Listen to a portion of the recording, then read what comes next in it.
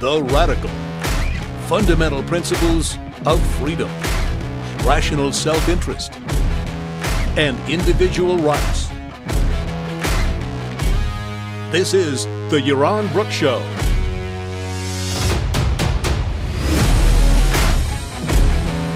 All right, welcome everybody. Happy New Year. Happy New Year's Eve. Exciting plans for tonight. I figured I'd do the show a little bit early,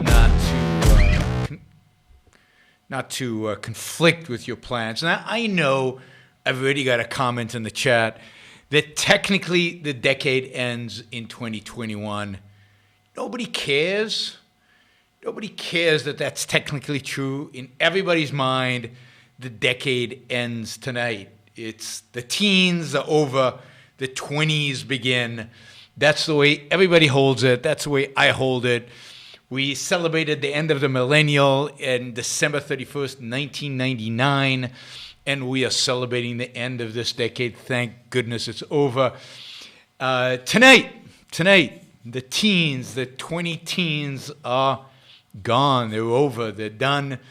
And we're now moving into the 20s. Let's hope the next 20 years are better than the last 20 years. That's always the case. We always want to hope that the next 20 years are better. All right, today I thought I'd do a... somebody's doing like a New Year's Eve slow-cooked goose that he hunted yesterday. Oh, my God.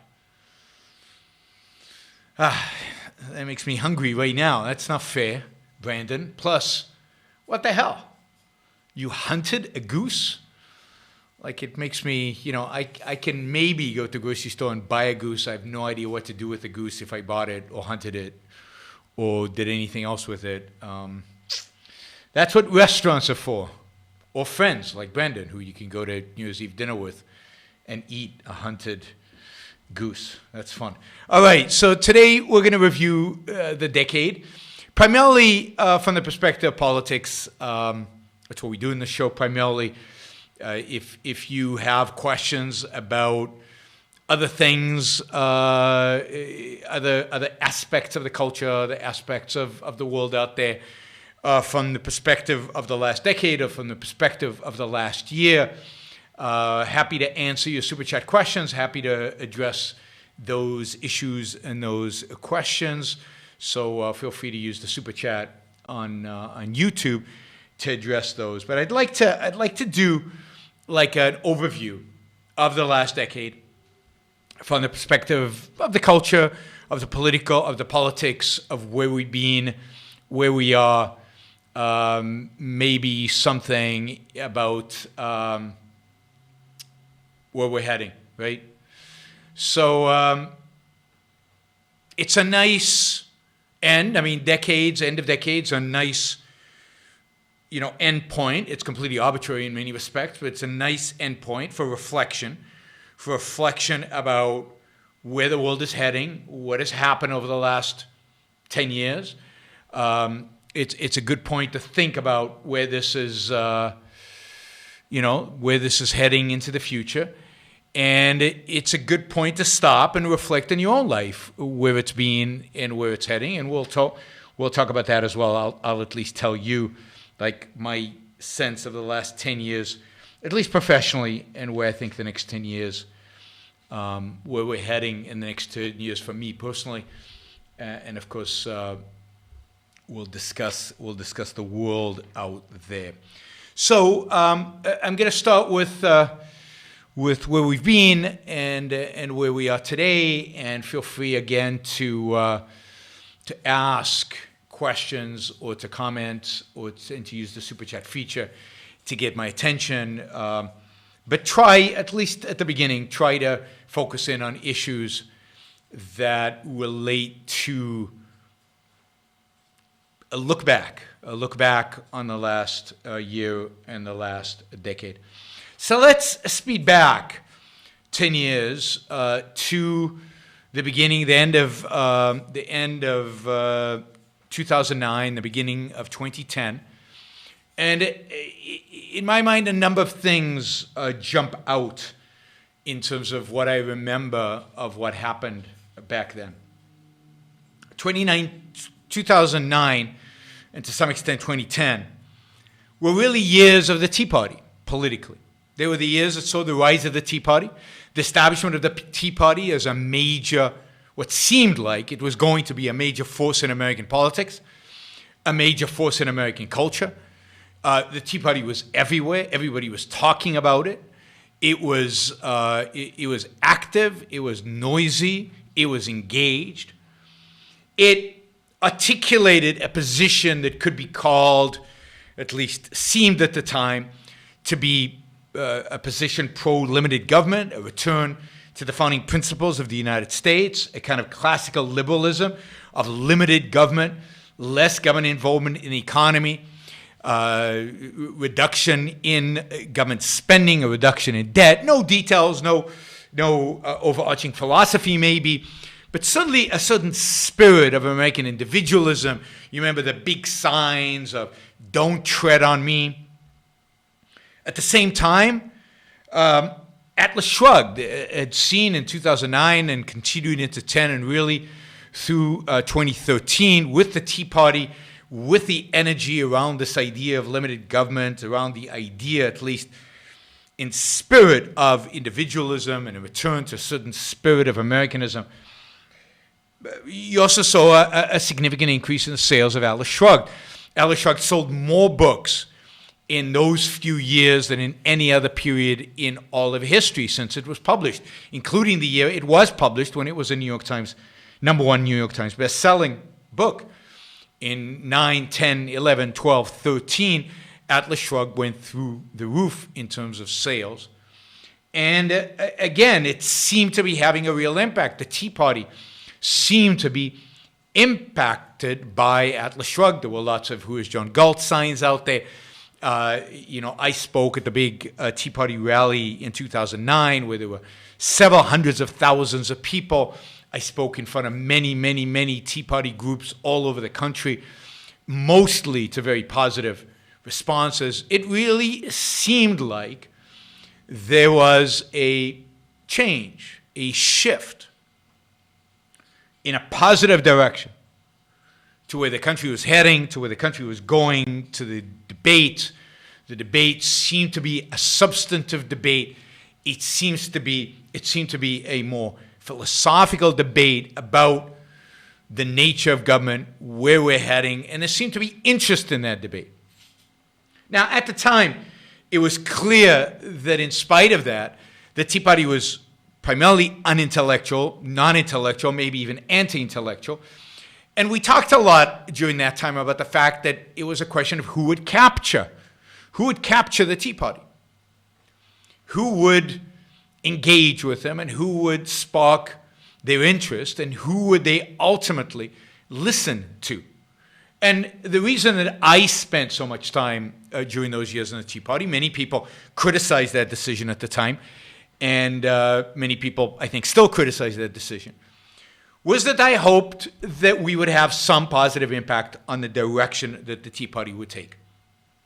And that better ideas, the ideas of Ayn Rand, the ideas of individualism, of capitalism, of reason, would impact them in spite of the low odds that would happen. It was always a risk. It was always a low probability outcome. But I figured it was a once-in-a-lifetime chance. There was actually a grassroots movement that seemed to want to talk about ideas at the foundation of limited government. And I believed that it was incumbent on those of us who represented Ayn Rand's ideas to be at the forefront of presenting those ideas to this grassroots movement, give them a shot at least. I think that idea, lasted at least through 2012. 2012, of course, was the 2010 represented politically the Tea Party election, where the Tea Party, basically elected congressmen and senators and basically took the House and the Senate, found the Democrats and handed them to the Republicans.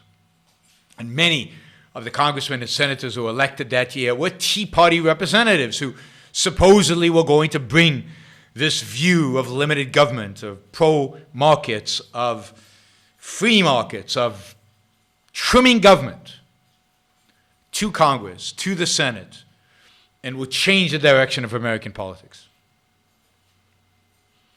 I think by 2012, with the re-election of Obama, much of that energy, much of that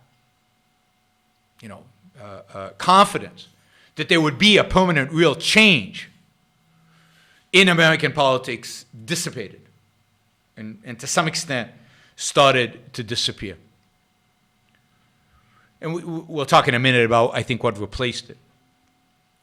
But there was that point in time from 2010 to 2012, 2009 really to 2012, where there seemed to be the possibility of real change. There seemed to be the possibility of a reason to be optimistic about the future, about a real shift, potentially, in Americans' thinking about politics, about the world, and about the role of government.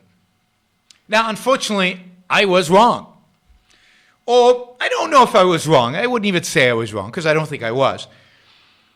It turned out that what I believed was a low probability event indeed was a low probability event. And the more likely probability, that is that the Tea Party would be captured by other forces, that the Tea Party would listen to other people, that the Tea Party ultimately would not be interested in a secular philosophy of reason, but may be interested in other ideas, turned out to be true, that the low probability event that we would have a real impact was low probability. And that's how it turned out. So I don't regret anything we did with the Tea Party in those days. I think when you have opportunities like that, you have to engage. You cannot stay on the sidelines. And I've seen a lot of positive things come of that engagement, including a lot of people who came to be supporters of our ideas because of our engagement at that point in time. But the fact is that it was a low probability event, and the high probabilities worked out, turned out to have more influence. And the Tea Party was indeed captured, if you will, by the religious right, by the cynical right, by the skeptical right, and by the, moderate, mixed economy, insignificant right that had stood for nothing. That the Tea Party in the end, other than electing a few people to Congress, people who mostly ultimately turned their back on the original ideas of the Tea Party, the Tea Party ultimately dissipated and went into nothing. Or not really into nothing. What happens when an ideological, or a group of people who advocate for an ideal that's incomplete, that's really floating, that's not real to them, that is not grounded solidly? What happens when they realize they have failed? What happens when they realize that they're not going to have the impact that they thought they're going to have? That their ideal maybe is either impossible to seek in their minds, or just not possible given the nature of politics. They become cynical. They become angry. They become afraid. They become hateful. And what the Tea Party morphed into post-2012 was it morphed into a movement of hate. A hate focused on one target, primarily. And that is the left. A hatred of Obamacare, a hatred of Obama, a hatred of anything smacking of the left. Since their positive values could not be realized and would not be realized, they turned to at least making sure that the values of those who they viewed as their enemy would not be realized. And a movement that was built on positive, on change, now reverted on a positive vision, a vision of the founders, a vision of the Constitution, a vision that supposedly loved the Constitution, a vision of limited government, a vision of shrinking the role of government. The movement shifted to a hatred of the left for being the left, for being antagonistic to all those ideals, which it really was. I mean, I'm not saying that the hatred of the left was unjustified. It was completely justified. But it was a hatred of the left with no content left behind, with no positive values to fight for anymore. A hatred of the left for good reason. Because both culturally, politically, economically, morally, in every aspect, the left is personified by the left on campuses, by the university professors, by the attacks on free speech, by the attacks on America, by Obama's administration, which viewed America as unexceptional, as second-rate, as a follower, not a leader. Resentment for Obamacare, although I think at the end, most of the people who resent Obamacare actually support Obamacare today. But at the time, it seemed like this was a massive infringement on the American way of life, a massive infringement on the idea of limited government. Again, inconsistently, completely. But they felt like the left was hijacking American culture, divorcing it from principles, from American principles. Not really understanding or knowing what American principles were. This was very much a sense of life response. And a mixed sense of life at that, because again, the positives, they dissipated. The Tea Party was gone. The longing for limited government in the Constitution was gone. All that remained was the will and the wish to slam the left and to hate Obama and to hate everything he touched and everything the left touched. Again, with lots of good reasons for that. So the Tea Party morphed into an anti-left entity. And more than just anti-left. Anti-left, anti-immigration, a fear-filled movement. A movement that feared the fact that they were losing America to the left. That they feared that they were losing America to the so-called invaders who were coming across the border and replacing them. A fear that they were losing America to China, which was gaining in economic power, and everybody feared it. Filled with fear, resentment, and anger. That's what happened to the Tea Party. The same people I knew who in the Tea Party were optimistic, positive, excited, motivated around a vision for America. Not a exactly right vision, but some kind of vision. Had now turned into angry, malevolent haters.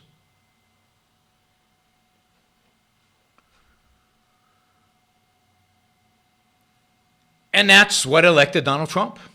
It's what got Donald Trump elected. That fear, that anger, that frustration, that emptiness, that void, where there were no positive ideas worth fighting for anymore, because they had failed, they had gone, they'd given up on them. And they never really had them, is the point. They were always kind of slippery ideas. I remember those signs at the Tea Party that were being held, keep your hands off of my Medicare. We want limited government, but don't touch Medicare. Don't touch the biggest social program, the biggest socialist program in the world, right? So it was always completely, unequivocally inconsistent. But it had that positive sense of life, and so many people rallied around that positive sense of life. So many people encouraged that positive sense of life, and I think a lot of objectivists justifiably got involved because they thought this was a rebirth of the American sense of life. It turned out that it might have been, sadly, the last gasps at least for a while, of the American sense of life. Because that sense of life very quickly turned on itself and turned itself into fear and hatred. Fear and hatred.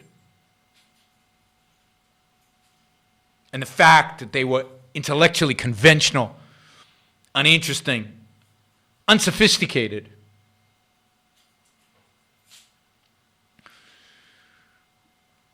And Trump, I think, is a consequence of all that. Now, the consequences are worse than that. I think electing Donald Trump is pretty bad, but the consequences are worse than that. The consequence is of that movement, of that attitude, of that view on the right has led to what I believe the complete destruction of the right. A civil war within the right that I've documented on this show repeatedly.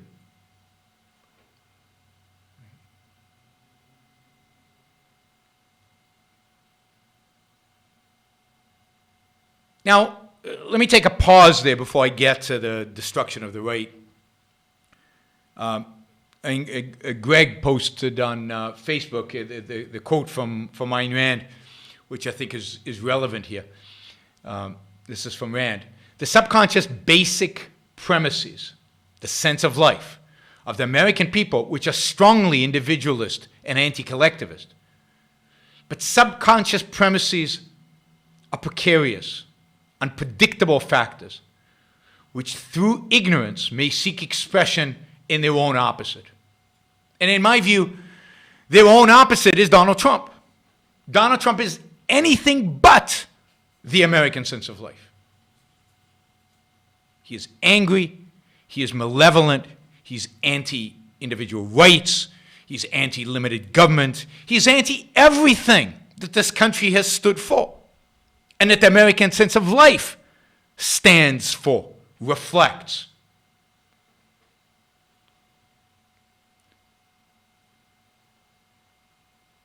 Now, at the same time as this is going on in the right, the left over the last 10 years has gotten worse and worse. Obama turned out, for many people on the left, while to be considered this hero and infallible in many respects,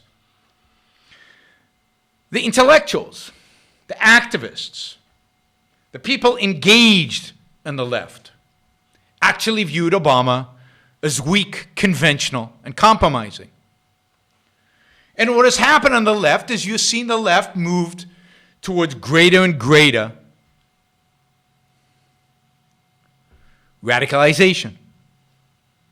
They become more and more leftists with a capital L. The impact of the more extreme elements within the left, those who are more influenced by postmodernism, those who want to deny reality, deny facts, deny truth, those who have authoritarian tendencies, who would like to see America become more socialist or really socialist. They have grown in power. They have grown in influence. Maybe most significant here are the attacks on free speech that we have seen dominantly for the left, although the right is quite guilty of that. And I actually think you'll see more from the right as we move into the future than even from the left in terms of attacks on free speech, even on campus. And you're already starting to see that. You don't hear the reports where the right are the ones that are deplatforming people at university campuses, but unfortunately, that too is happening. So, what you've seen is that the left has moved further and further away from the American sense of life, from any semblance of American values. Has moved further and further away, certainly from the perception that many on the right half of what American values are. The left has been overall victorious in pretty much everything they have tried. From Obamacare, which is still in place, to the social issues like gay rights, which have been a massive victory. In that case, a good victory in my view, a positive victory, a good victory for America. They become far more leftist on economic policy. They move dramatically to the left, across the board. I think Hillary Clinton, as a candidate, was the last gasp of kind of centrist Democrats. And even she barely won the nomination, given a surprisingly, shockingly strong performance by Bernie Sanders, a self-declared socialist. So the left has become much more socialist, while the right became angry, fearful, abandoned all ideals and all positive beliefs. And again, I think that's ultimately what elected Donald Trump. The fact that Hillary was so nasty,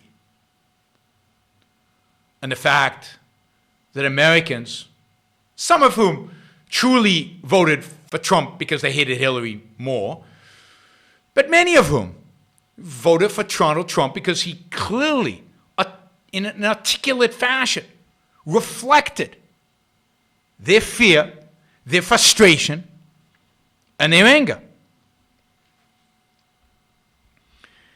And that fear, frustration, and anger have not gone away. They still dominate the right.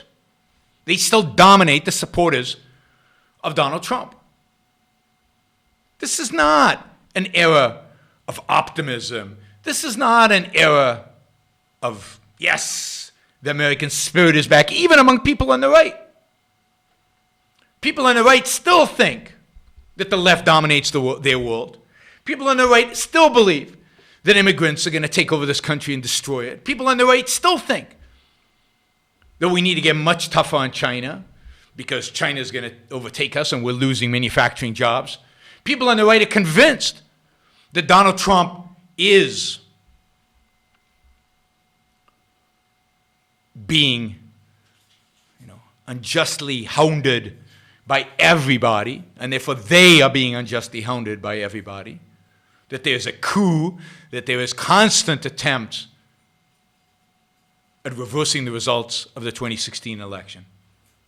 Their fear, their anger, their frustration has only increased. It has not decreased with the election of Donald Trump. We do not live in an era of a positive, think about optimism. Somebody said the Americans are not optimistic again after Donald Trump. No, they're not. Think of the era of the 80s after Ronald Reagan was elected.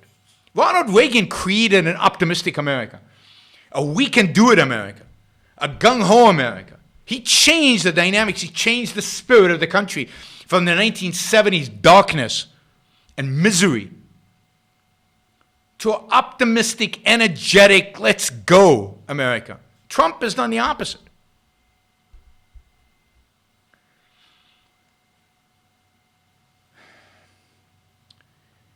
And what the left and Donald Trump have done, have achieved, have succeeded in doing, is making the left more left, is moving the left further out to the left.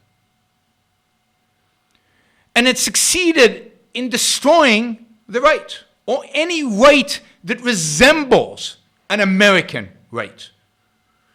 A right that resembles an individualistic right. That is gone.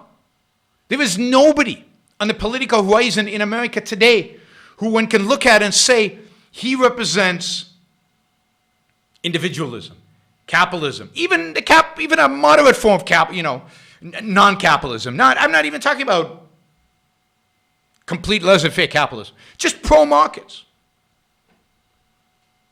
The right today is much more represented by somebody like Tucker Carlson, or the nationalist conservatives who want to bring back the common good and the public interest as if they ever left. Common good as the public interest as the driving forces in America and of driving forces of policy in Washington. And the nationalists who want to have industrial policy. In other words, well, not in other words. So the right is fragmented and has become an anti-Americanism right. Not that it ever understood what American is, but at least it, just like the Tea Party, flirted with it, suggested it.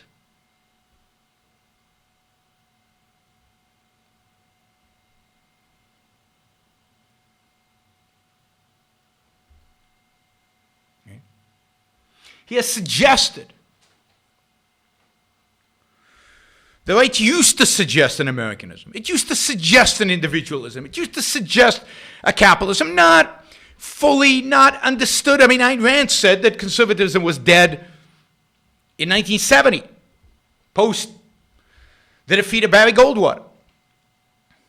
So, in the 60s. So certainly they're dead today. But there was you could see something there. Again, the same with the Tea Party. That is gone. Again, there is no leading figure on the right today who is not either significantly religious and who thinks that that religion should be imposed on all of us in one way or another through bringing morality into government in their terminology. Significantly a statist who believes that the U.S. government should expand its role both in the economy and in our moral lives. A significant anti-trade. There's just no single Republican that I know out there who even suggests that we should move towards more capitalism, more freedom, more markets. I mean, yes, sometimes Rand Paul will suggest something like this, but he doesn't behave that way. Gone are the days where he proposed a budget that cut $500 billion of spending in the next year. Gone are those days. He wouldn't dare suggest such a thing today.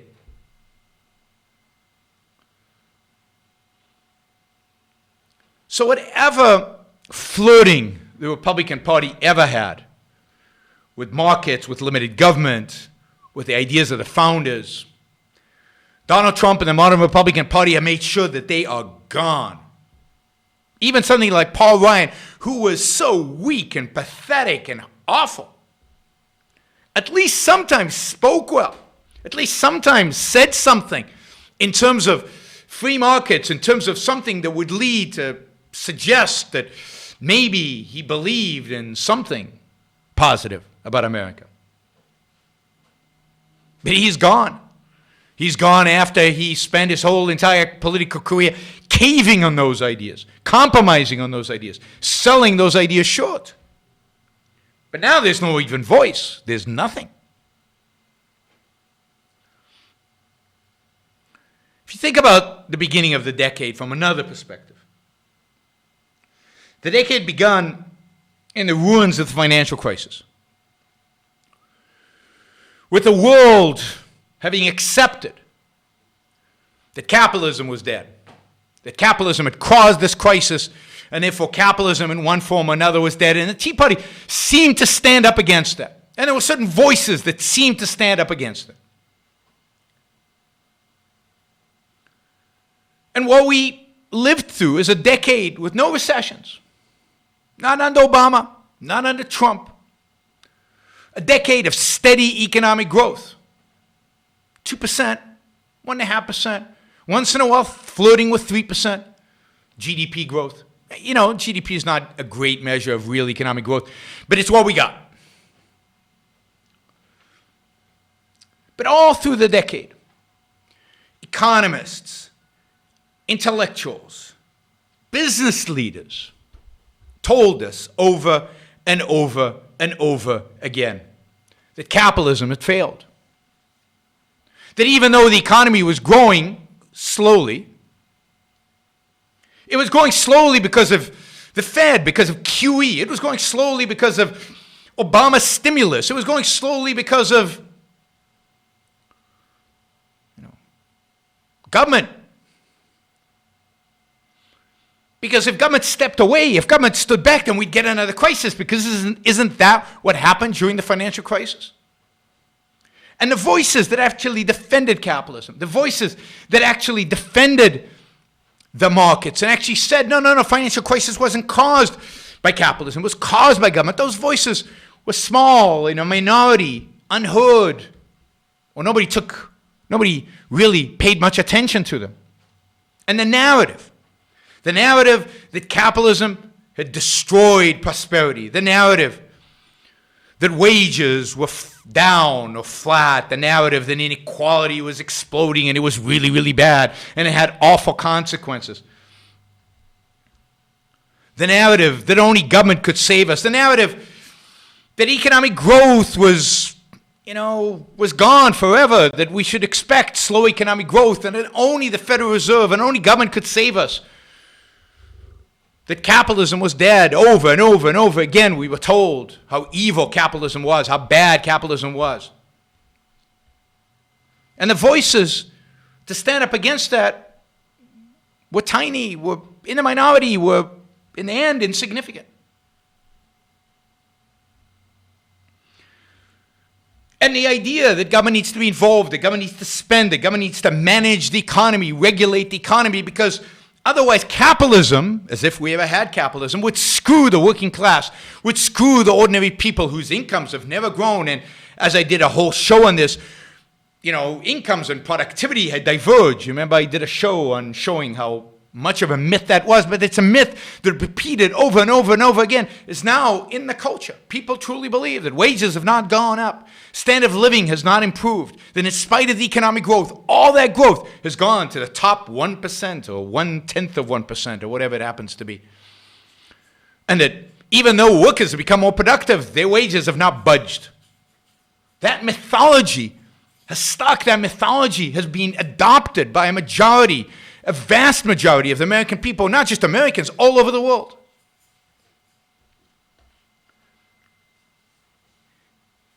And what has died, two things have died as a consequence of this. What has died is the moderate left. You could see that in England with the rise of Jeremy Corbyn to lead the Labour Party. Gone are the days where Labour was a moderate left, pro-markets, relatively leave markets alone. They're not pro-markets, but they're not anti-market, put it that way. Pro-markets is a huge exaggeration. But, most of the British governments since Margaret Thatcher have kind of let things alone. They haven't done anything too good. They haven't done anything too horrible either. Now, he just got crushed. Jeremy Corbyn just got crushed. But do you think that is going to move the Labour Party to the center? Is it going to make them more moderate? I doubt it. The explanation for Corbyn's being crushed is going to be Jeremy Corbyn. It's going to be his anti-Semitism. It's going to be him as a personality. It's going to be all blamed on him. And the party will stay wacky left. There is no moderate left anymore. It's gone. If you look at the American left, as I said before, it shifted dramatically to the left. That's why Bernie Sanders and Elizabeth Warren are leading candidates. I don't know if they'll win this election cycle, but AOC and that wing of the Democratic Party is the wing that is growing, expanding, has the moral fervor among young people. I don't need to give you the statistics. Socialism is on the rise. Belief in socialism, love of socialism is on the rise. The wacky left in the U.S. is rising. Moderate left is gone. France may be the only country where there's still a moderate left with François Macron.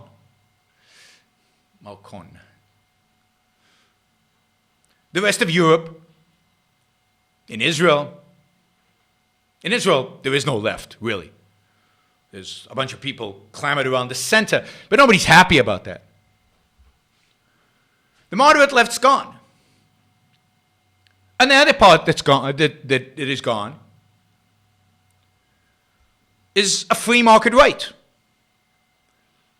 And I'm not here meaning, again, I don't mean by free market right advocates of pure capitalism. I just mean people who generally would like to shrink government a little bit, lower regulations, lower the role of government in our economic life, and actually believe in markets.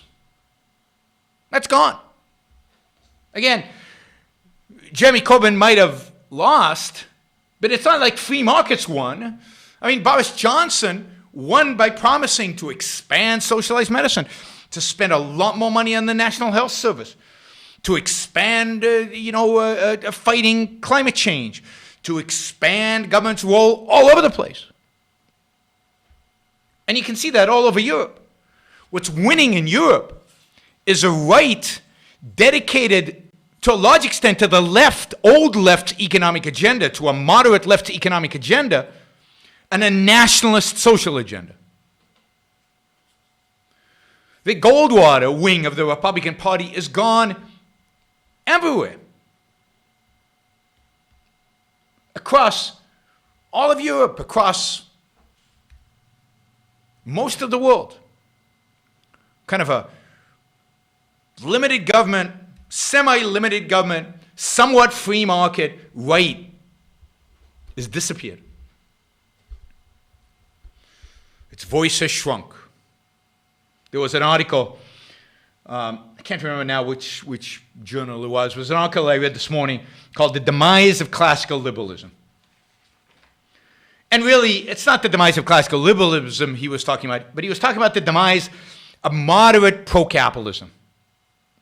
Not that there is such a thing, a moderate pro-capitalism, either pro-capitalist or not, but you get what I mean, like a moderate pro-market approach. The mixed economy, the balance of the mixed economy is clearly shifted politically, both on left and right, towards more states, more government involvement, more government controls. And it might be true that Trump is deregulating and lowered corporate taxes. But in some sense, at the macro sense, he wants to regulate more.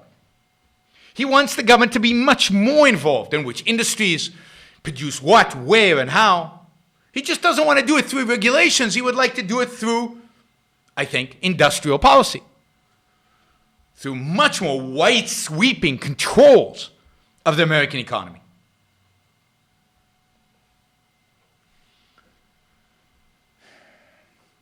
It's the decade that we're ending right now.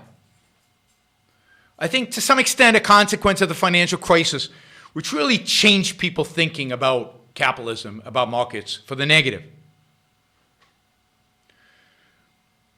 You can also see it in, the kind of impotence of economists out there.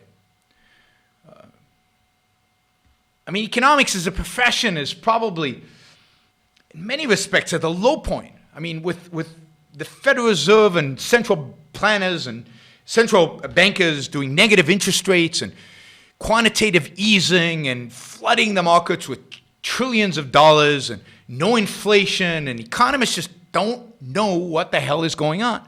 They can't explain what is happening today. And they don't know where to take it. And again, they're stuck. And everybody's attitude is,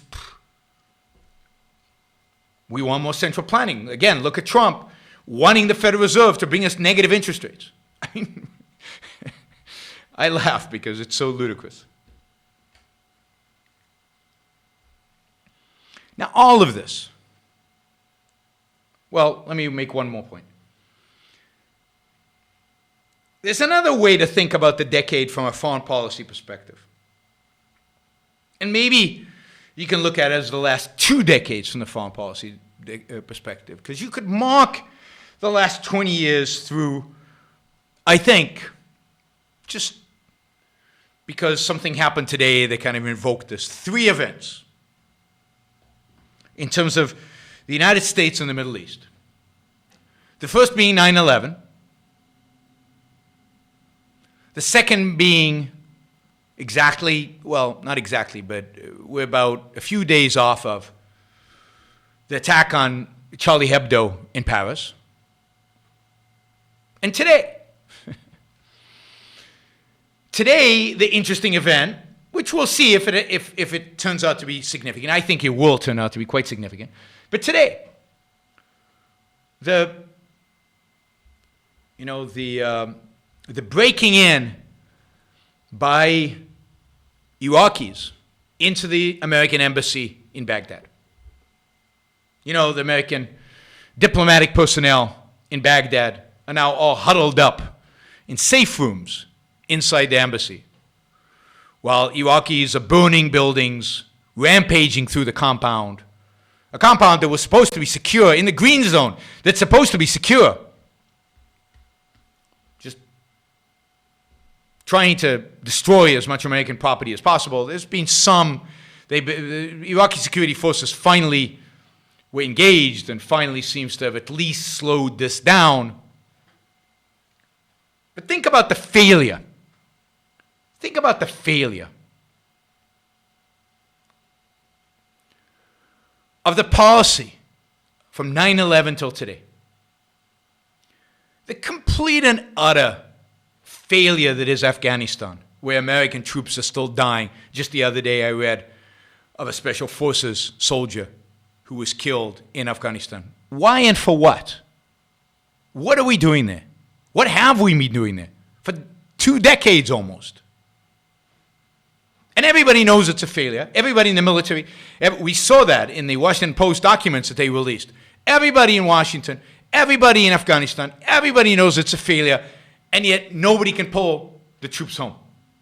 Even Trump, who ran on this as a campaign promise, Obama, who ran on this as a campaign promise, did nothing. A failed war, a lost war, a pointless war, not because it had to be pointless, but because our politicians made it pointless. And then Iraq. Talk about a failed war. Iraq. Well, we still have 5,000 troops. Doing what? Not protecting the embassy, it turns out. God forbid they should be sent there to protect the embassy.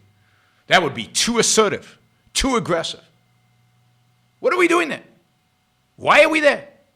Why did we ever go there? But why are we still there? Oh, to go after ISIS. Really? It takes years to go after ISIS? We couldn't have done that faster, quicker? And why did ISIS ever come into being if not because of American policy in Iraq to begin with that left tons of money and weapons in the hands of people who just turned it around and gave it to ISIS? I mean, what the last 20 years, from 9/11 till today, what the financial crisis and the economic policy since, what the evolution of the left and the right of America have really concretized, defined, is really, sadly, depressingly, the decline of this country.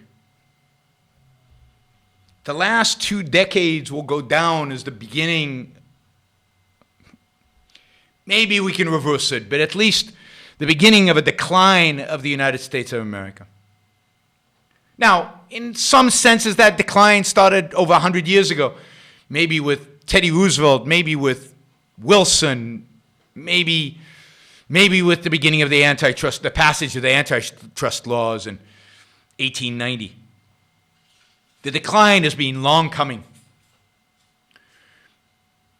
But the decline was disguised, was hidden from view. America was strong and powerful, had an amazing economy, had the strongest military force in human history, asserted itself around the world with confidence. Somewhat. Pretended, at least. You could argue that already in the 1960s you saw that decline, and in the 70s, but it was reversed a little bit with Ronald Reagan. I also think set in motion further decline that we're seeing today by bringing the religious right into the Republican Party. But I think today we are witnessing, or have been witnessing over the last couple of decades, a decline, a disintegration of America that is unprecedented. Truly unprecedented. With nobody to look for answers, nobody to look for solutions. No Ronald Reagan coming round the corner to save us. I don't see it happening. Again, I don't consider Ronald Reagan a huge hero, but in relative terms, oh my God, was he better than anything we have today.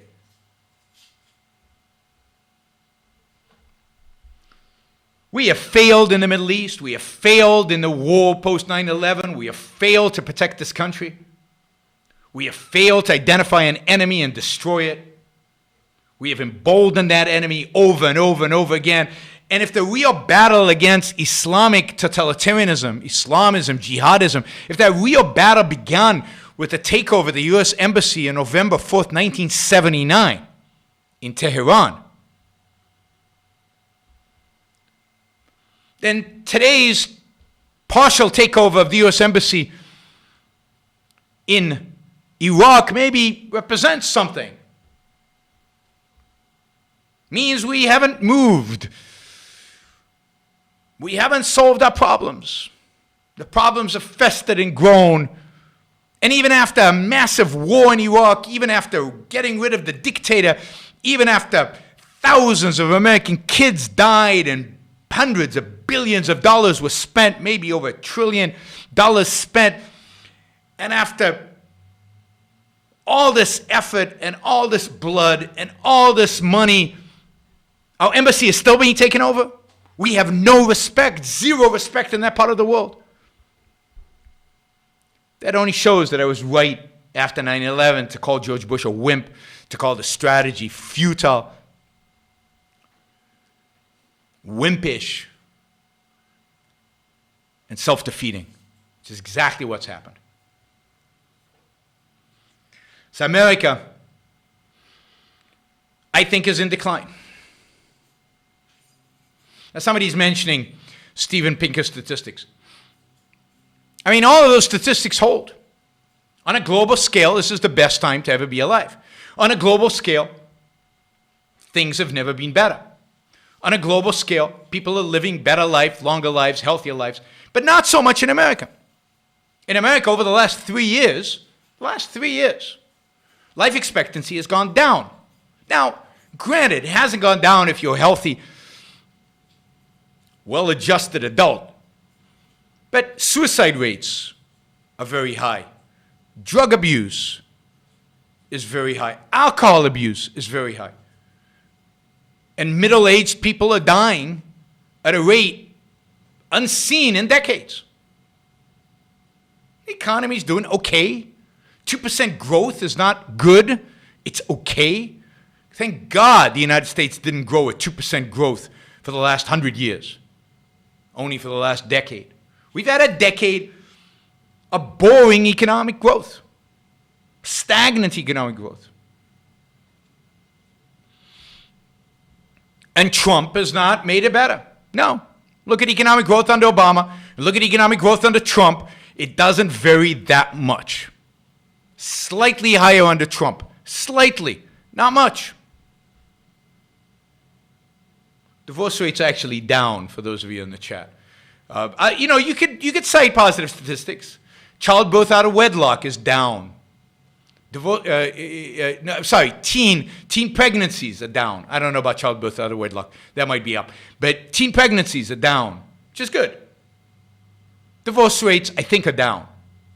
Life expectancy, down. Not good.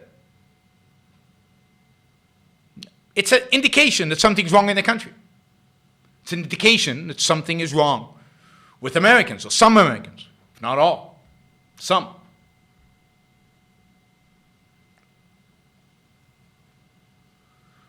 Somebody says FDR and the New Deal is a good place to start the decline. I actually started earlier. I started with Wilson. FDR is just a continuation of that. Wilson is the beginning, in some sense, of the end. On every front, I think the United States is in decline. People don't look up to us. They don't respect us. I mean, the economy is better in the sense that it's grown 2% a year over the last 3 years, but it's not better in the sense that it's zooming ahead and economic growth is fantastic and wages and everything else are growing dramatically. Wages at the bottom rung are growing because of the tax cuts. But no. Labor participation rates are not that great. Manufacturing jobs are in decline.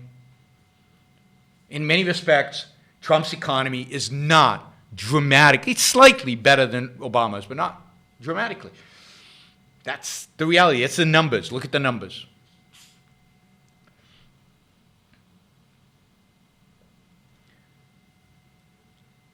But deeper, I mean, since the 1970s, Americans were clearly depressed. America was convinced it was in decline. It was worried about the Japanese. But even then, I don't think the spirit of Americans was as low as it is today.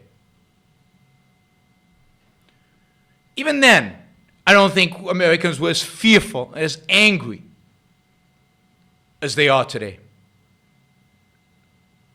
The attitudes towards immigrants, I mean, are just horrific today. Just horrific. And don't tell me it's illegal immigrants. It's all immigrants with a special venomous attitude towards illegals. The attitude towards trade is at its worst that it's ever been. So yes, this is depressing. America is in decline. The last decade has represented that decline. And the last few years have shattered all hope from the existing political structure.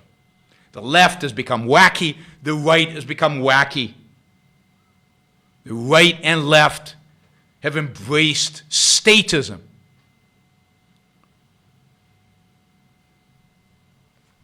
Wholeheartedly.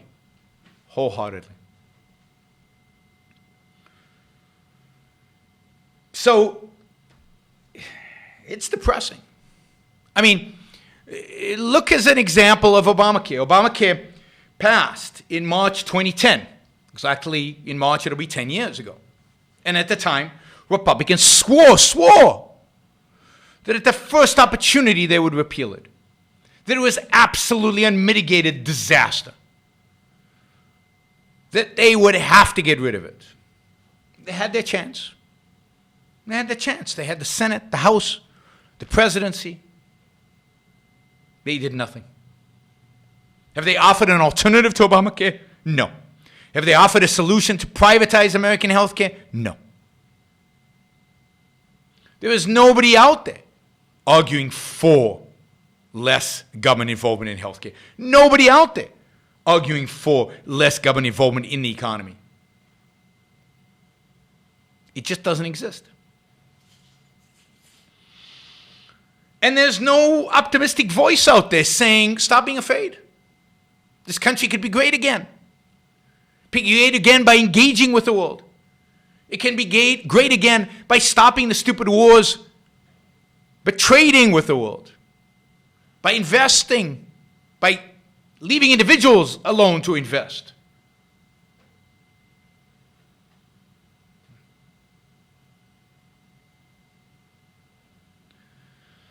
The landscape has completely changed. On the right,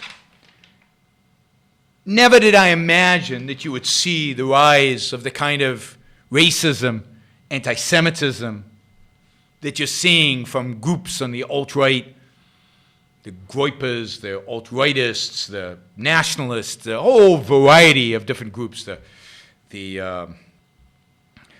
was it, Bronze Age perverts of the world.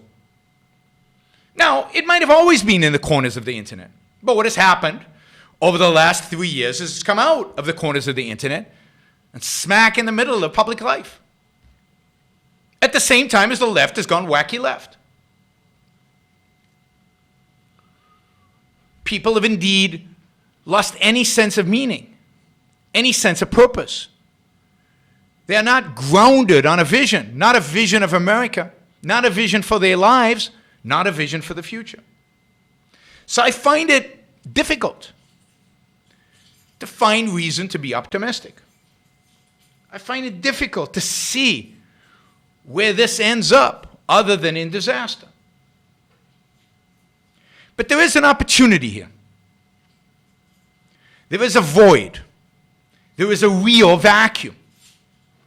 There was a void and a vacuum 10 years ago with the Tea Party.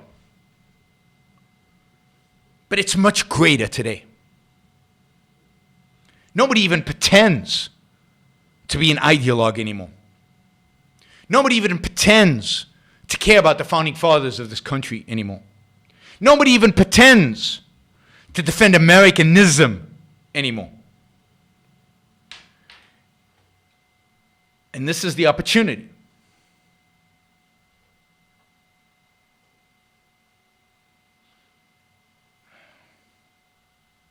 An opportunity that, if not seized, will be taken advantage of by the worst elements in this country. And I consider the worst elements in the country because I consider the only elements that actually can win in this country, those worst elements on the right, not on the left. I think the left is doomed, just like in England, is doomed to fail. But the worst elements on the right in America are much worse than the worst elements on the right in England. At least they're much more popular in this country. Somebody on the chat mentions Michelle Malkin. Michelle Malkin is an example of the worst elements on the right. She is a vicious hater of everything this country represents. And I have to admit with some shame that after 9/11, there were times when I linked to her, I respected her views. But she's turned out to be one of those vicious haters of Americanism, of individualism. She has turned out to be a true xenophobic racist who supports the anti-Semitism of the Goipers, the Nick Fuentes' group, attacking everybody on the right who is not a racist like them.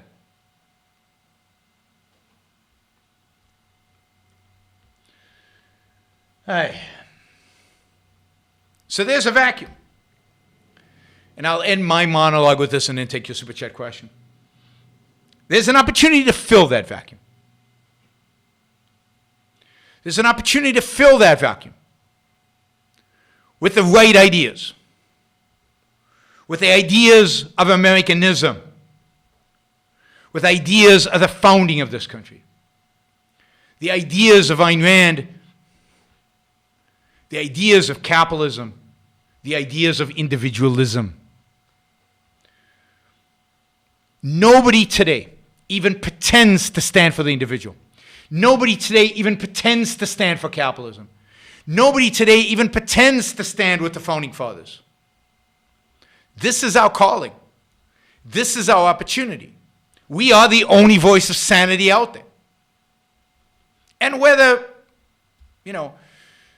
who exactly stands up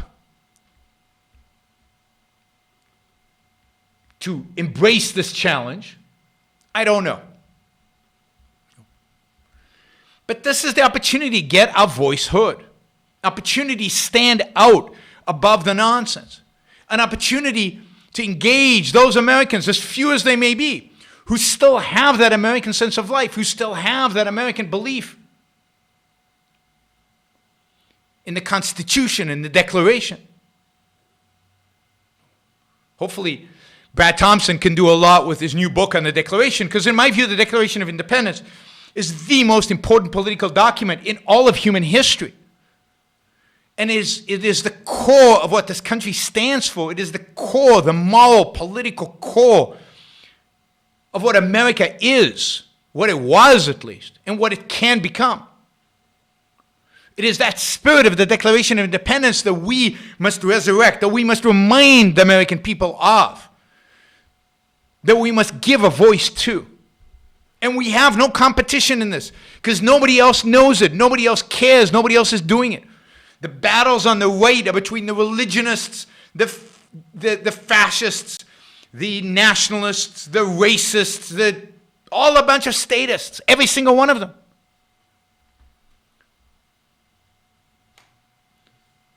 There is no secular, pro-rights, pro-happiness voice on the landscape. And everybody out there is wacky. We're rational and sane. I hate to say normal. Happy, well-adjusted, one would hope. We have the ideas. We have reason, logic, history, facts on our side. This is the time to engage. The longer we wait, the harder it will be. I said this during the Tea Party, that if we lose, it'll be bad. And we lost, and it's bad. And it's only getting worse, and it's only getting more urgent, and it's only going to get more difficult, and it's only going to get more desperate. So if you don't stand up now, when are you going to stand up? If you don't start fighting now, when are you going to start fighting? And don't leave the fighting to the alt-right and to the nationalists and to the weirdos and freaks and crazies and immoral, nutty nihilists of all kind. Don't leave the battle to them.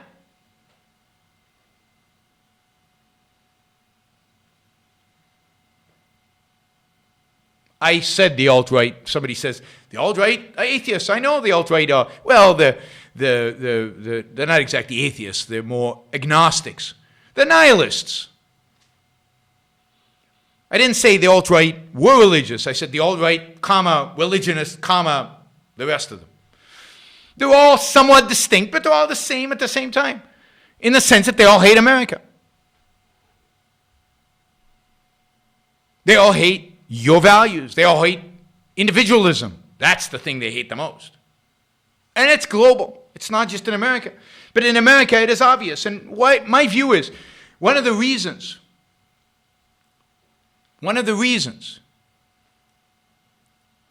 that that China has become more authoritarian, one of the reasons China has become more authoritarian is because America's in decline. One of the reasons Europe is becoming more authoritarian is because America is in decline. America was, in spite of itself, the shining city on the hill, the model for all countries around the world. Americanism, American individualism is something countries, people, individuals all over the world aspired to be. Not fully, not completely understanding it, but they wanted to be like Americans. That is going. And as it goes, the world will sink.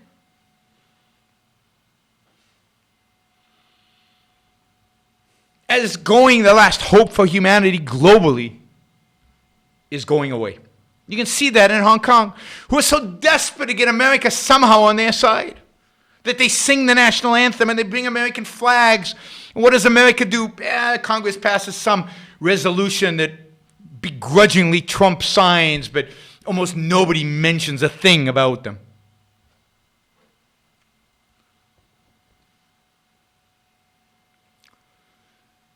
So yes, I am pessimistic. Yes, I think it's an opportunity. Yes, I hope you all are inspired to act on this opportunity, because there won't be second chances. They probably weren't 10 years ago. They certainly are not any today. And I hope there are people listening out there and who take this to heart and who act on it. Okay, I'm going to say something about, don't ask any more Super Chat questions because I got quite a few. And those of you who asked already, I will get to all of them. So don't worry. I know some of you seem to be anxious for me to answer these questions. I will. But let me just say from a personal perspective, 10 years ago as the CEO of the Ayn Rand Institute, I have to admit, I was very optimistic. I thought there was a lot that could be done. I thought we were having a real impact on the world. I thought the Tea Party, there was a real opportunity there, low probability, but a better opportunity that there had been before. I thought we were filling the void in terms of being the people talking about capitalism properly, talking about the financial crisis not being caused by capitalism. I thought we were filling the void by talking about foreign policy and what should have been done and why 9/11, the response to 9/11 had failed completely. I thought all those things we were having an impact. And I think to some extent we did. I think to some extent we've grown the movement. There are more people. But everything has gone less than what I thought it would. They're just not as many as I thought they would be. Just not as many people involved, not as many people who care, not as many people who support, not as many people who stand up and willing to fight. Mark says many people still want to migrate here. Sure, things are much worse elsewhere. That is true. And there is something about America. There's something about America that's going to be really, really, really hard to kill. But they're sure trying. They are trying. And by the way, that's something that is America that is really, really hard to kill. It's to a large extent the thing that many of you hate. It's Silicon Valley. It's technology in Austin, Texas. It's biotech in Boston. It's the innovators on Wall Street. It's the private equity guys that Tucker Carlson hates so much. It's the hedge funds. It's those little parts of America that are engaged in business, in value creation, in wealth creation on a massive scale. Those are the great places in America. That is what is still keeping America afloat. Imagine if Silicon Valley shrugged tomorrow, disappeared tomorrow. This country would go into free fall. It's the Dagneys and the Reardons. They might have the wrong political views, but they're holding you up. They're keeping you afloat. So you can hate Zuckerberg, and you can hate Google, and you can hate Apple, and you can hate big tech all you want, but without them, you'd be dead.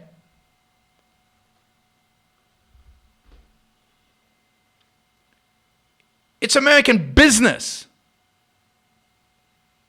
and much of it big, that is keeping this country afloat. It's innovation and production. And the reason that unemployment is low is because those people work hard to create jobs. Not because of anything Washington, D.C. does. Presidents don't set the economy.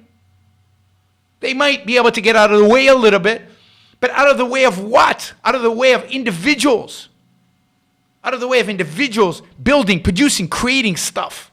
They're the people you should be thankful for. They're the people you should be encouraging. They're the people you should be supporting. But no, let's break up big business. That's the other thing. The new right use antitrust. All they want. They love antitrust. Break up everybody.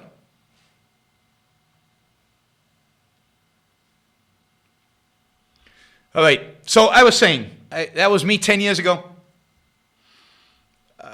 I guess I'm less optimistic today. I'm of course not the CEO of the Animated Institute anymore. For today, I'm only the chairman, which means I'm not really involved.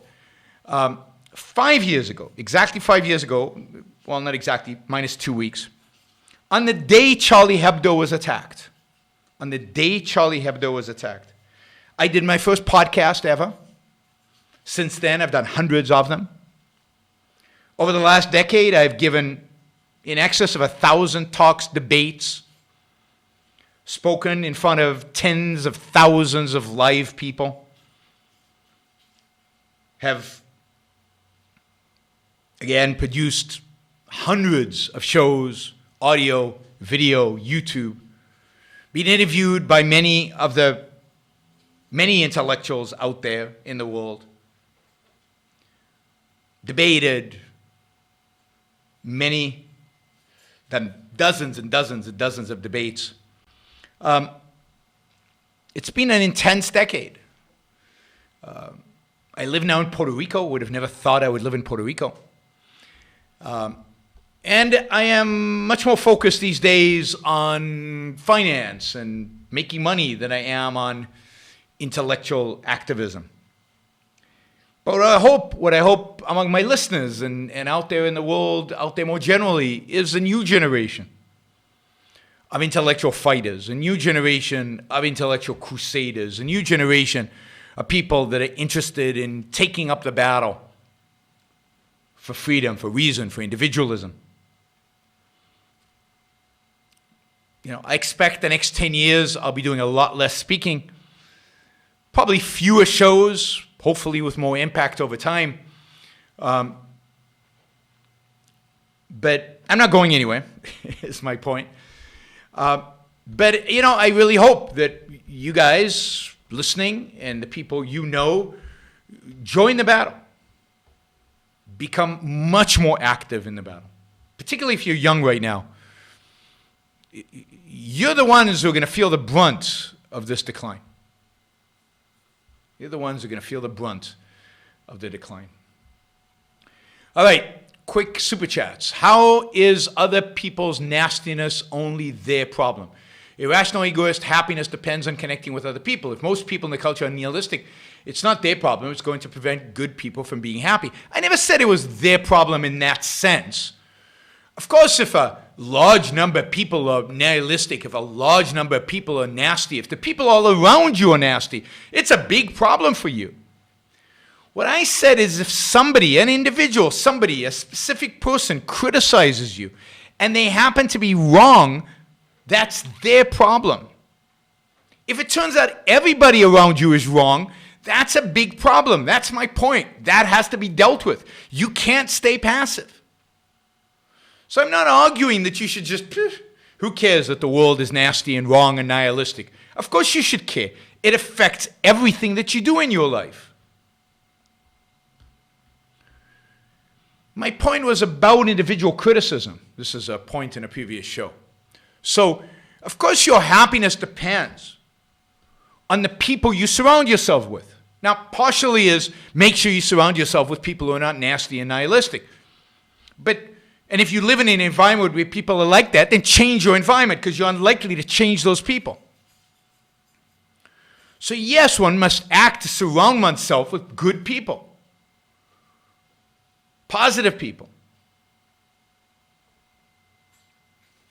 So I'm sorry if I was misunderstood in terms of what I said. I probably misspoke. Are the right and left more similar than ever before? Yes, absolutely, the right and the left are more similar. And they're more similar in their statism. They're more similar in their nihilism. They're more similar in their lack of values. And they're more similar in the solutions. The left is one, again. The solutions are all, status solutions that the left has always advocated for. Industrial policy. It's hard to believe. But that has become mainstream conservatism, is industrial policy. And that's why I said there's no other voice, because the left and the right are the same. So there's nobody standing out, nobody different. Hey, Yaron, just got back from Israel. It was really an incredible place with great people, but it made me appreciate the amazing standard of living and innovation here in America. Yeah, I mean, we still have a huge, unbelievable standard of living. One of the things about all those lefties who are jealous of Europe, some people on the right are jealous of Europe too, jealous of places like Poland, is don't be. Even Scandinavia is significantly on a per capita quality of life, standard of living basis, significantly poorer than Americans. I'm glad you enjoyed your trip to Israel. It's a great place to visit. I encourage everybody to visit. While there's growing mistrust of the intellectuals on the left, the right is devoid of intellectual leadership. Is theism the essential reason the right doesn't have any leaders to oppose the left? Yeah, I think a lot of it is the fact that the right has hitched its wagon to religion. Even the most secular people on the right play to religion. They have their conservatism, if you will, makes it impossible for them to criticize religion or to be independent of religion. I mean, Douglas Murray, who I think has certain virtues and has real problems as well. One of the things where we found ourselves in big disagreement was he's completely secular. He's a complete atheist, right? Is how much reverence he gives religion. And that's true of all of them, all the intellectuals on the right.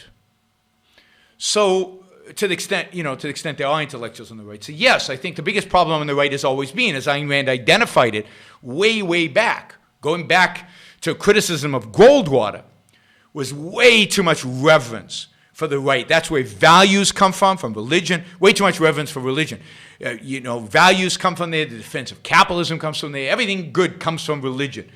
And that reverence of religion is what cripples the right's ability to present an intellectual defense of its own views.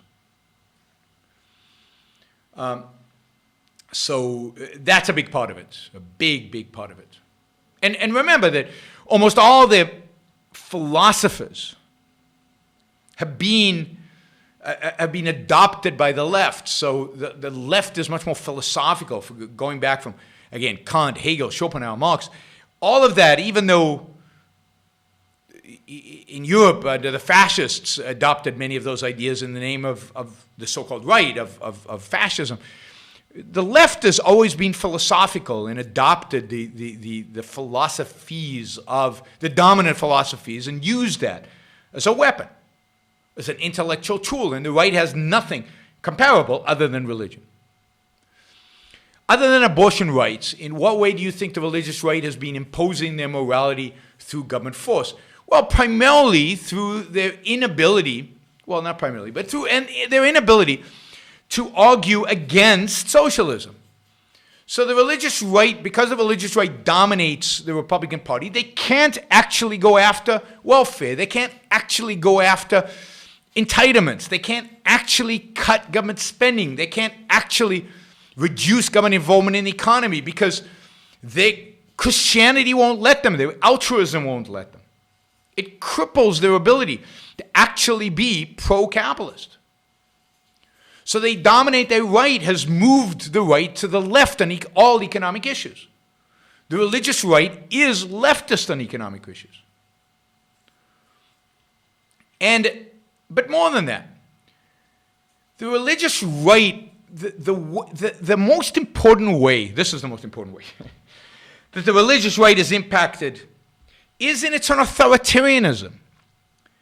Religion is, and I don't have time to go into it, but I have in the past, religion is fundamentally authoritarian, both epistemologically. Where does knowledge come from? From an authority. And morally, where does morality come from? From an authority. It is morally and epistemologically authoritarian. And as a consequence of that, that conditions people to think in authoritarian ways, which conditions them in the end to accept an authoritarian. So we have been conditioned by the religious right, or the Republican Party and the right in general in America has been conditioned to be more and more and more authoritarian and to accept more and more authoritarian government. And that's where we're heading, under the influence of the religious right. Now, in terms of specific issues, abortion rights are one. End-of-life issues.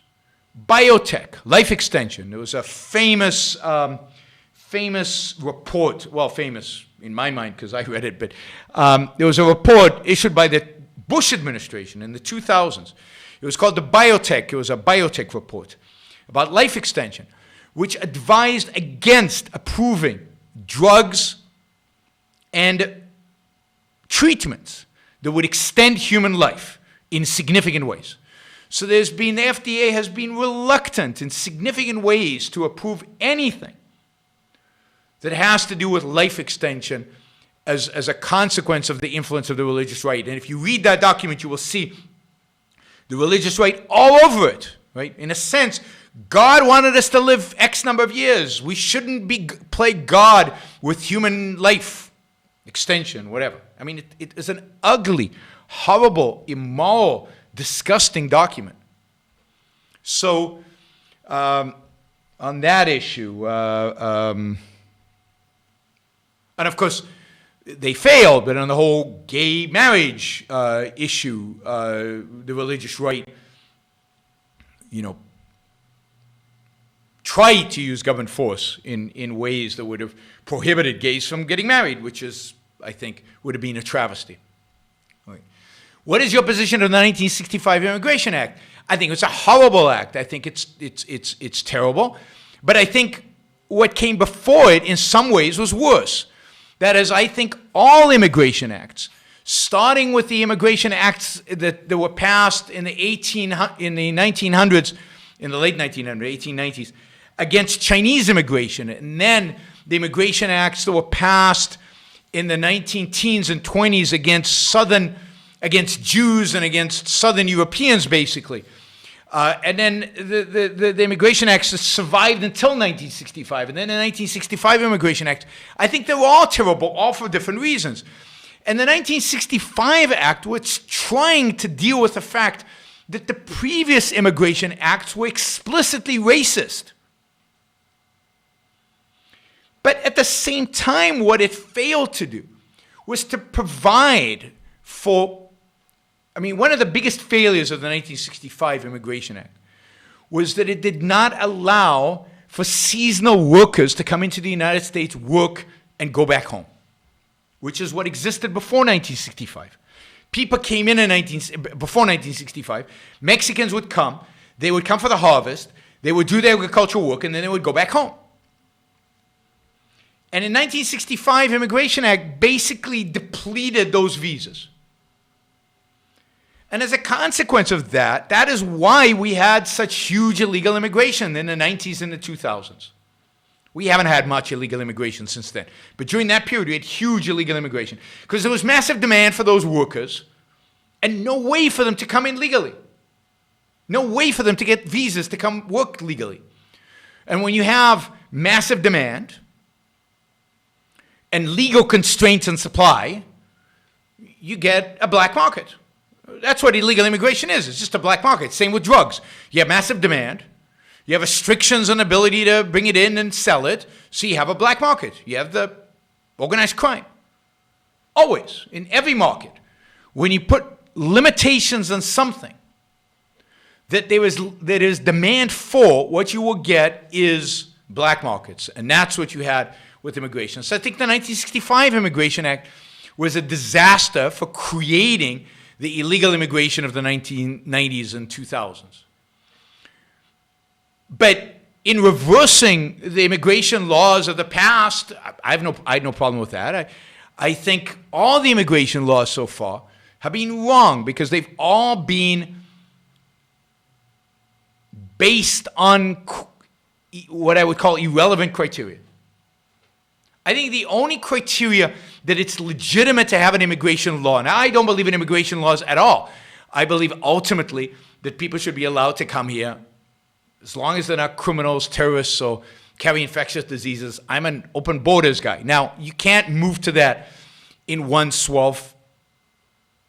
And obviously there's a lot of, resistance to open immigration. So what would be a semi-legitimate immigration law that would move us in that direction with that open immigration as that ultimate goal? It would be an immigration law that said that you can come here as long as you can afford to come here. That is, that you can come to the United States as long as you can get a job or as long as you had money to sustain yourself. So an immigration act that was purely based on employment or on wealth would be a massive improvement to what we have today. I wouldn't care where you came from. I wouldn't care what qualifications you had. As long as an employer is willing to employ you and you can sustain yourself, then you should be able to come in and you could make the visas, 5-year visas, renewable if you continue to have a job. You can make it so they never become citizen, first generation. You can do a lot of things to protect all the claims that the anti-immigration crowd has. But they're not interested in that. The anti-immigration crowd is anti-immigration, period. They're not anti-immigration because fill in the blank, because they're because they become citizens and can vote Democratic. Well, then don't make them citizens. If we're going to fight for something, nothing of what we're going to fight is actually going to be successful. So, if they're going to change the culture, then, stop being multiculturalist. Stop advocating that our culture is no good. Anyway, I don't want to talk a lot about immigration today. I've talked tons about it and will, I'm sure, in the future. But generally, I'm for more immigration and for immigration that's based on work, based on capacity to sustain oneself in the country rather than based on country of origin or based on type of work or anything like that. It doesn't matter to me what work you do as long as you can sustain yourself. And again, I'm fine with never making immigrant citizens in that first generation. I don't think citizenship is what drives people to come here. I think what drives people to come here is the opportunities this country has, and those opportunities are not linked to the ability to vote. Trump attacked Obama for using bad employment numbers, then Trump uses the same numbers. I know, I've pointed that out many times. And his cult members still defend Trump as honest. Nobody, honestly think Trump is honest. Trump I've said this before. Trump takes lying to a new dimension. He doesn't care he lies. All politicians lie all the time. Most of them hide that lies. Trump has shown the world that you can lie, relish in those lies, embrace those lies, and nobody seems to care.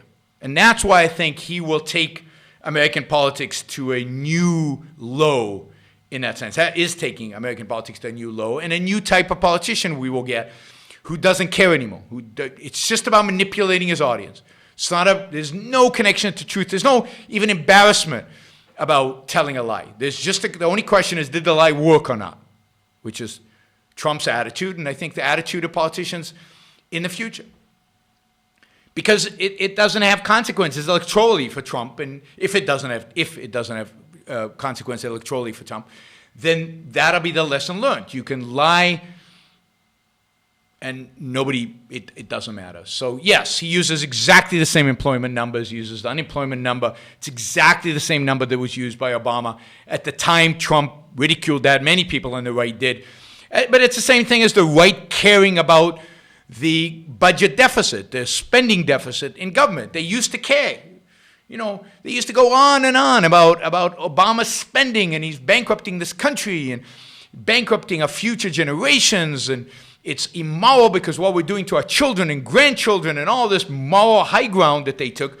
And then now they're spending just as much, actually more than Obama did, significantly more in his later years than Obama did, and they don't care. Now, deficits don't matter. The only deficit that matters is the one that actually doesn't matter, which is the trade deficit.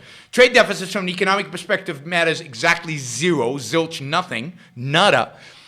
And yet, that's the one that somehow matters, and the actual one that does matter, government spending, government deficits at the federal level, that one, they don't care anymore about. So yeah, of course they lie all the time.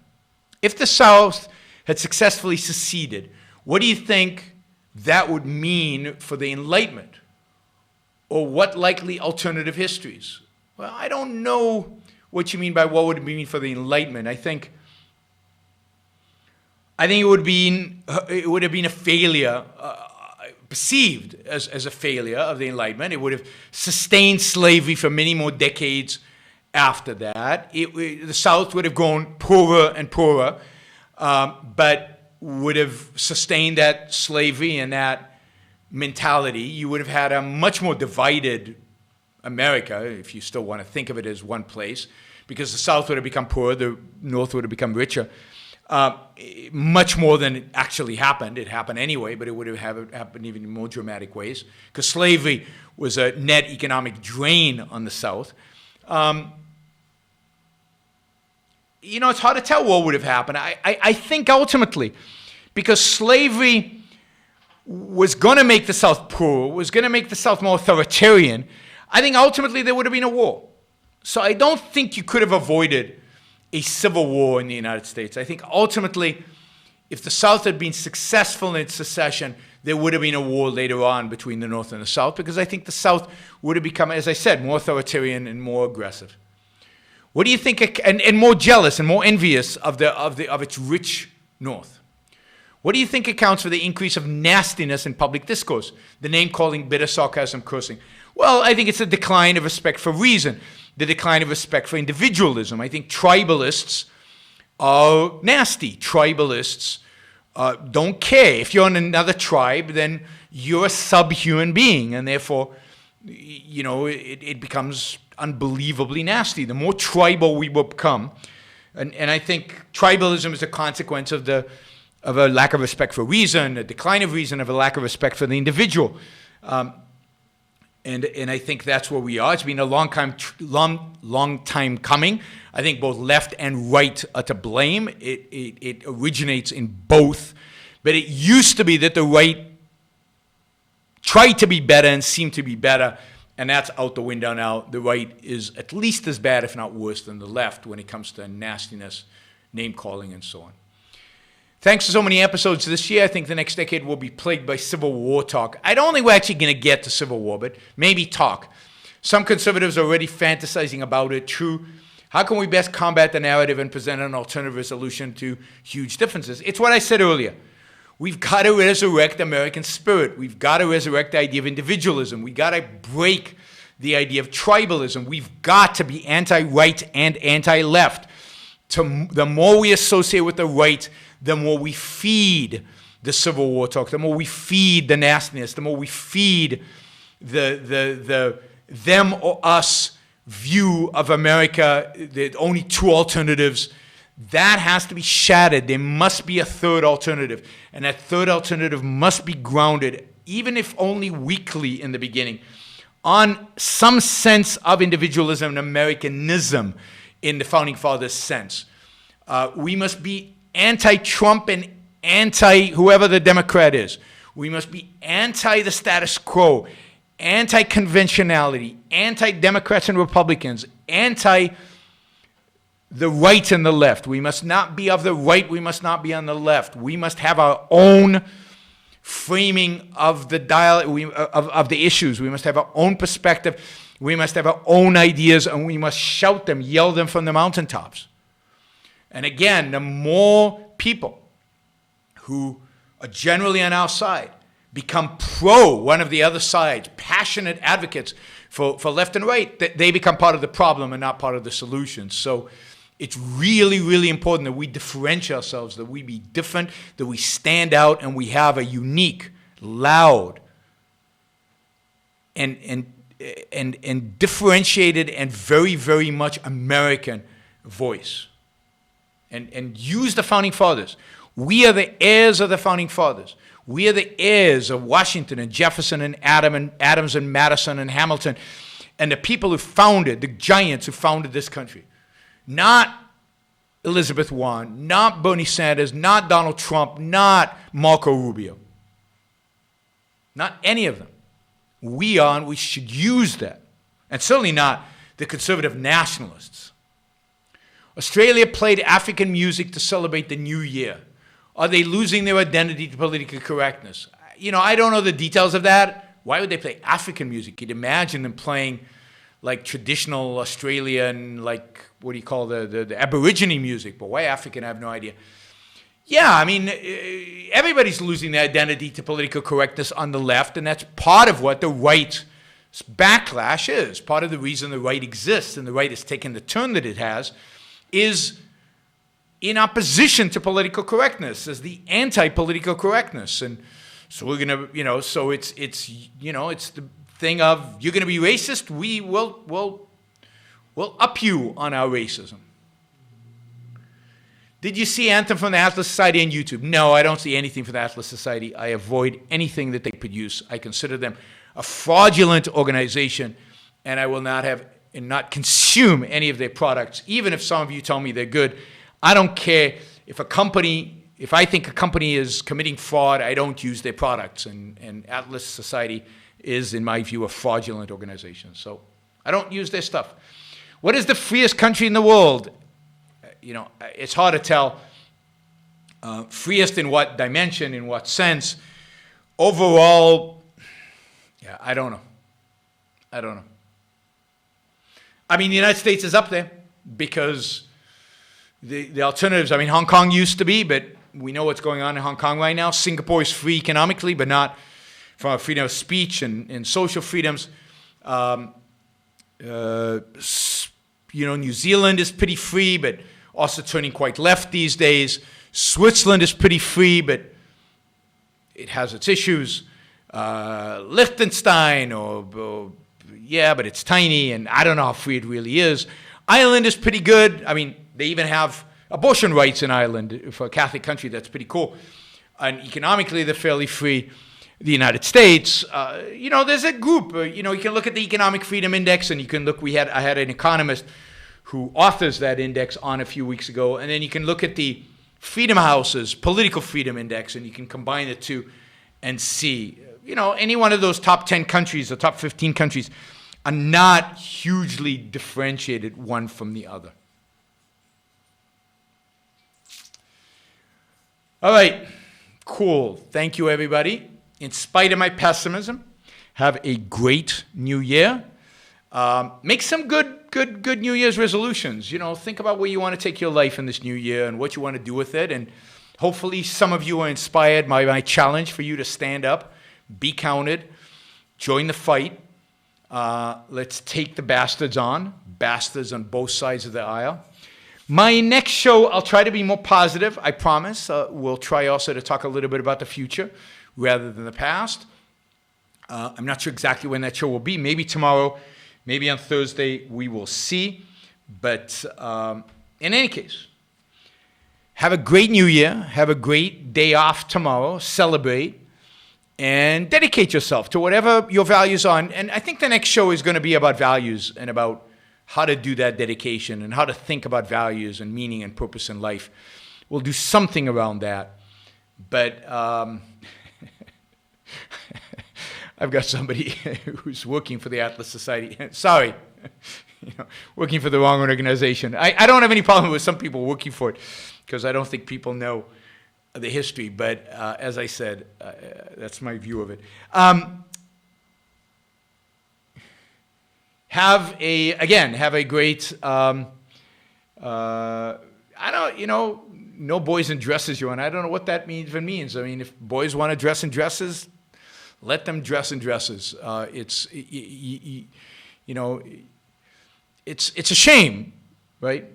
But to be morally offended by it or to be, it's sad that people want to dress up in those, it's a shame that people in that situation where they feel they have to do that.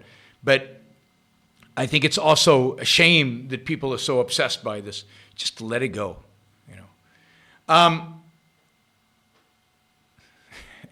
All right.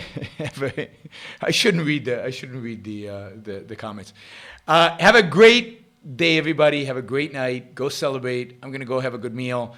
Watch the fireworks. Hopefully we'll have fireworks right outside my window, and we will have a fantastic time. And I'll see you in the new year in 2020. Hard to believe. It's already 2020. Bye, everybody.